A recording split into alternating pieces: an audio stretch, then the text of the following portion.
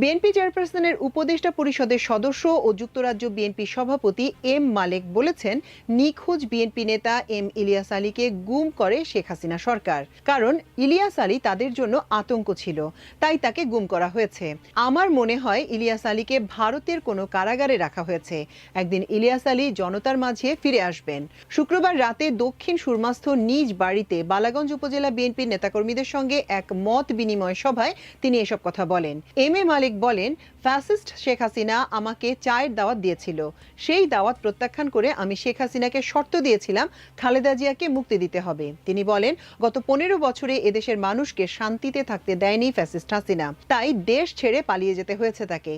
এই ফ্যাসিস্টের বিরুদ্ধে সিলেটে দুর্গ গড়ে তোলা হয়েছিল। বিএনপির নেতাকর্মীদের উপর হামলা মামলা করে থামাতে পারেনি। সিলেটে বিএনপির নেতাকর্মীরা সবসময় প্রতিবাদ জানিয়েছে ফ্যাসিস্ট সরকারের বিরুদ্ধে। যুক্তরাজ্য বিএনপি সভাপতি বলেন,